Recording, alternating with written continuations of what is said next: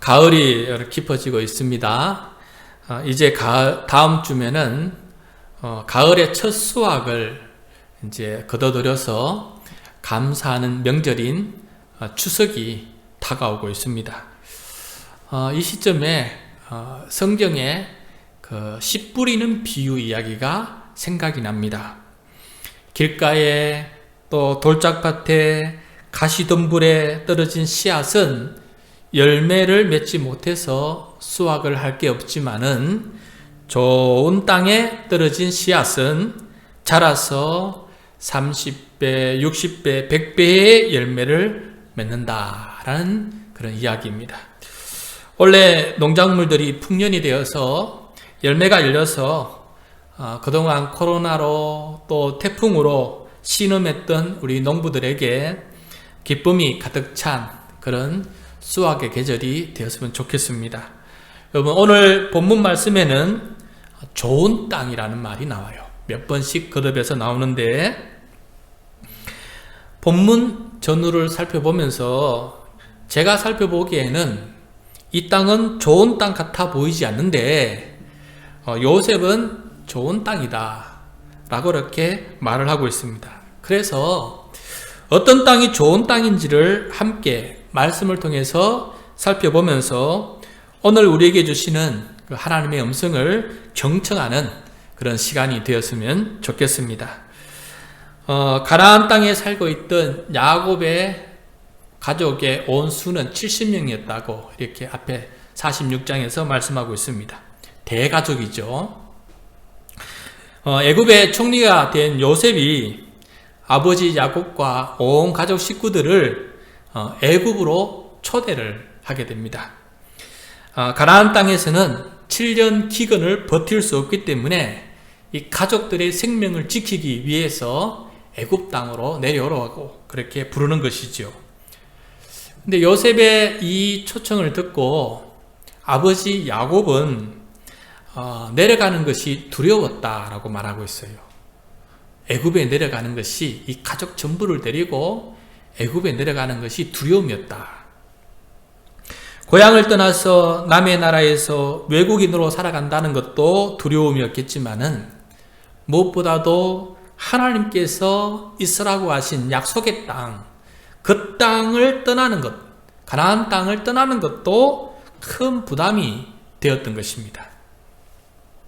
그때 하나님께서는 이 야곱에게 두려워하지 말라고 하시면서 두려워하지 않을 이유까지 하나님께서 야곱에게 말씀해 주시는 거예요. 오늘 본문은 아니지만은 한 장 앞장으로 가서 46장 3절입니다. 46장 3절 하나님이 이르시되 나는 하나님이라 내 아버지의 하나님이니 애굽으로 내려가기를 두려워하지 말라.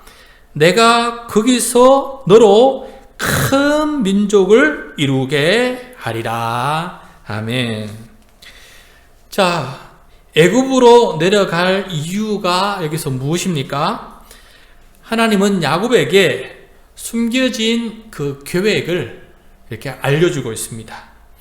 애굽에서 야곱의 후손이 큰 민족을 이루도록 하시겠다라고 하는 이 계획을 이제 야곱에게 알려주는 것이죠. 여러분, 하나님께서 아브라함 때부터, 야곱의 할아버지 아브라함 때부터 하나님께서 이 가족들에게 약속하신 큰 두 가지 약속이 있어요. 하나는 큰 민족을 이루겠다는 약속이고, 다른 하나는 땅을 주시겠다는 약속이에요. 큰 민족과 땅을 통해서 이 나라를 통해서 복이 되어서, 이 나라가 복이 되어서 세상 모든 열방에게 축복의 통로가 되도록 하시는 것이 하나님의 이 장기 계획이었습니다. 그런데 오늘 큰 민족이 되는 첫 번째 약속, 큰 민족이 되는 장소를 하나님은 애굽으로 선택하셨다라는 이 계획을 말씀해 주고 있는 것이에요. 이것은 야곱의 할아버지 아브라함에게 하나님께서 과거에 넌지시 알려주신 적이 있어요. 그것을 더 구체화하는 것인데, 여러분 좀 더 앞으로 당겨서 창세기 앞부분이에요. 15장까지 넘어가 봅시다. 창세기 15장 13절. 여호와께서 아브라함에게 이르시되 너는 반드시 알라 내 자손이 이 땅에서 객이 되어 그들을 숨기겠고 그들은 400년 동안 내 자손을 괴롭히리니. 자, 여기서 13절에서 이방에서 객이 된다 그랬는데 이 이방이 어느 나라냐면은 바로 오늘 말씀에 따르면은 애굽이다라는 것이 밝혀지게 되었고, 그럼 이 애굽에서 객이 되어서 몇 년 동안 앞으로 살 것이냐?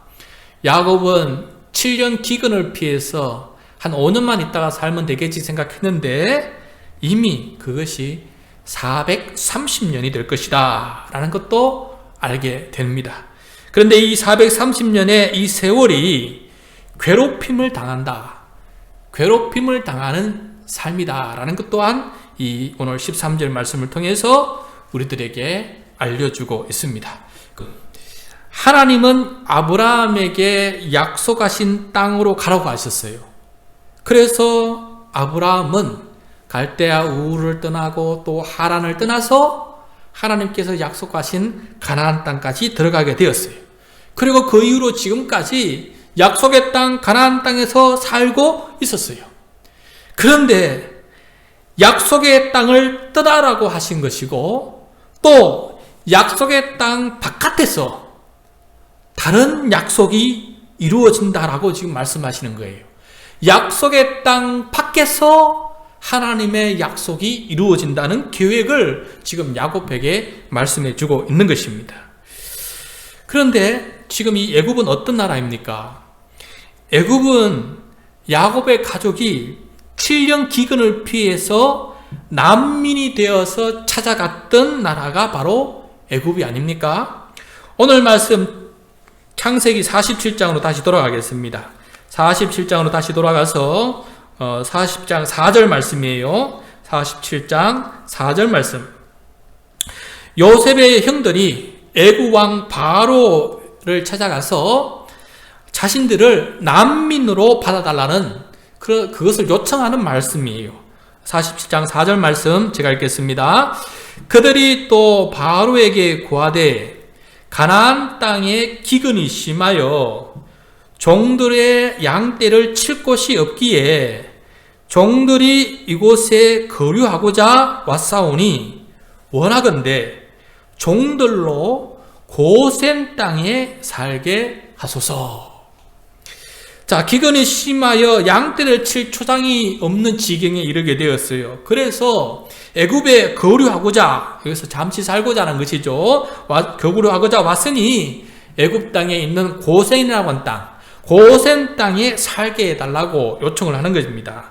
그러니까 고센 땅에서 난민 집성촌을 만들어서 살 수 있도록 허락해달라 하는 그런 요청이에요. 그런데 이 애굽 왕 바로는 요셉의 그 공덕을 인정해서 쉽게 그 요청을 허락해줘요. 그래서 고산 땅에서 난민으로 살 수 있도록 허락을 해주는 것을 보게 됩니다. 여러분, 여기서 우리가 기억해야 될 게 하나 있습니다. 예수님께서 태어나시자마자 애굽으로 피신해서 난민 생활을 하셨다라는 것이에요. 요셉과 마리아가 베들레헴에서 아기 예수님을 낳지 않았습니까?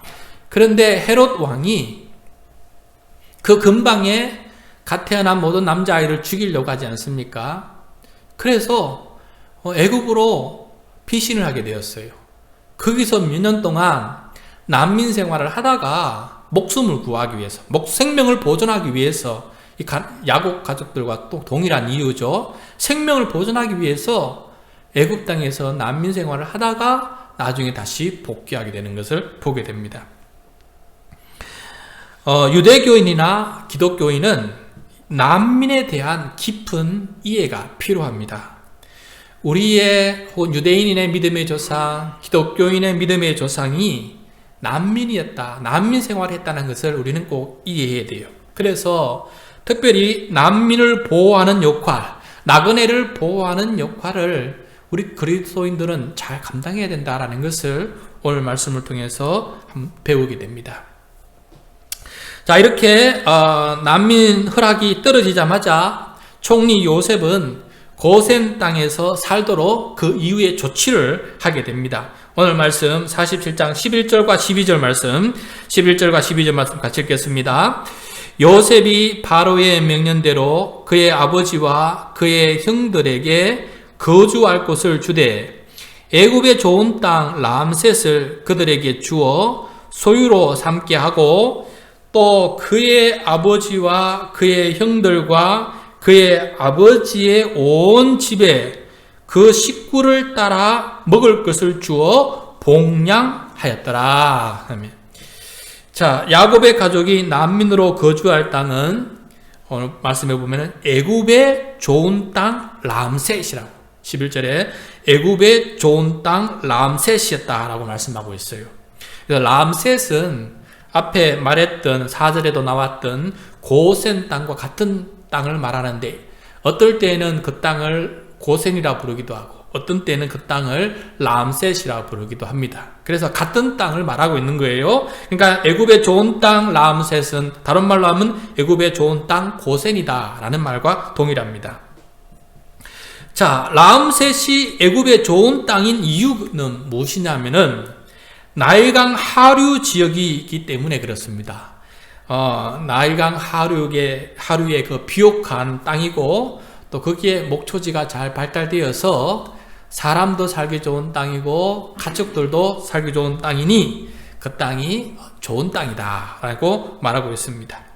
또 다른 한편으로 이 람셋이 가나안 땅하고 가까운 지역이에요. 애굽의 국경 변방인데 가장 가나안 땅과 가까운 그 근방 지역이에요. 그러다 보니까 나중에 모세가 애굽에 있던 이스라엘 백성들을 이끌고 출애굽할 때 금방 애굽을 떠날 수 있었던 것도 이 애굽의 변방 가나안 땅과 가까운 지역에 살고 있었기 때문에 람셋에서 금방 탈출할 수 있는 그런 이득도 있었다라는 것이. 애굽의 좋은 땅 람셋에서 야곱의 후손들은 430년 동안 그곳에서 살았고 그동안 이들은 큰 민족으로 성장하게 되었습니다. 그러나 하나님께서 아브라함에게 알려주셨듯이 그 430년 동안 애굽으로부터 괴롭힘을 당하게 되었어요. 요셉이 애굽 총리로 있을 때에는 평안했지만은 그 이후로는 계속해서 괴로움이 깊은 삶이었다라는 것입니다. 여러분, 그 난민의 삶이라는 것이 얼마나 힘이 듭니까? 우리도 그 몇 년 전에 제주도에 도착한 예멘 난민, 그들을 받을 것이냐 말 것이냐 놓고 큰 고민에 빠지지 않았어요. 우리도 살기 힘든데 난민조차도 우리가 받아야 되냐, 그러한 마음이 있었기 때문에 예멘인들을 향한 우리들의 시각이 좋지는 않았어요. 그만큼 이스라엘 백성들이, 야곱의 가족들이 애굽 땅에서 난민으로 그렇게 오랫동안 살아간다는 것은 그렇게 달가운 그런 난민들은 아니었다는 것을 우리가 짐작할 수 있지 않습니까? 외국 땅이 애굽에서 난민으로 430년 괴롭힘을 당하는 삶, 이것을 생각해 보면은 약속을 이루어 가시는 하나님이 참 야속하다 하는 생각을 하게 됩니다. 하나님이 약속하신 것은 참 복된 것인데 하나님의 권능으로 약속하신 이 백성들에게 그 약속을 좀 쉽게 이루어지면은 얼마나 좋겠어요? 그런데 약속을 이루시는 하나님을 보십시오. 참 기가 막히지 않습니까? 야속하지 않습니까? 약속의 땅 바깥에서, 외국에서, 그것도 난민으로, 그도 7년이면 그나마 다행인데 내려간 김에 430년이 될 정도로 그렇게 그런 삶을 통해서 약속을 이루어 가시는 하나님, 참 야속하다 하는 생각을 해보게 됩니다.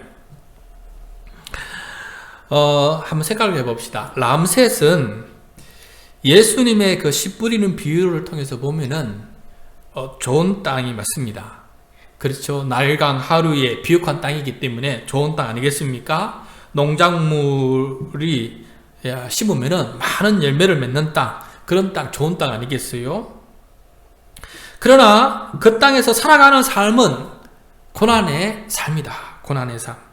그 땅에서의 삶은 기근을 피한 난민의 삶이고, 요셉 이후로는 난민에 대한 그 괴롭힘을 당하는 그런 삶이고, 430년이라는 긴 세월을 난민으로 살아야 되고, 또 마지막에는 극심한 노예로 고통을 당하는, 학대를 받는 삶을 살아가야 되니, 이게 좋은 땅은 좋은 땅인데 그 땅을 살아가는 이 야곱의 후손들은 험악한 땅이다라는 것을 이렇게 깨닫게 됩니다. 그런데 좋은 땅이 어떤 땅인지 여러분 다시 한번 생각해 봅시다.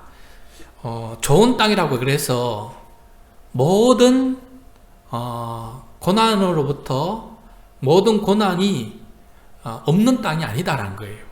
아무리 좋은 땅이라 해도 여러분, 나일강 하류에는 해충이 날아드는, 메뚜기가 날아들어서 농작물을 해롭게 할 때도 있어요. 아무리 좋은 땅이지만은 태풍과 우박이 닥쳐서 큰 피해를 입을 수 있는 땅입니다. 아무리 좋은 땅이라 그래도 그 땅에도 7년의 기근이 임해서 땅이 쩍쩍 갈라지는 그런 땅이기도 합니다. 그러니까 좋은 땅이라는 것은 비닐하우스와 같은 그런 땅을 말하지 않습니다. 해충, 태풍, 우박, 기근을 막아주는 비닐하우스가 있는 것이 아니에요. 좋은 땅이란 자연의 모든 현상을 겪어가는 땅이다라는 것을 우리가 한번 깊이 생각해 보아야 됩니다. 그러니까 좋은 땅은 모든 것이 평안하고 아무 해가 없는 땅을 말하는 것이 아니고, 자연의 모든 현상을 겪어가는 땅이 좋은 땅입니다. 그리고 이 좋은 땅일지라도 이러한 자연의 모든 현상을 겪어가기 때문에 그 땅을 살아가는 농부들의 마음에는 여전히 염려와 근심이 있을 수밖에 없어요.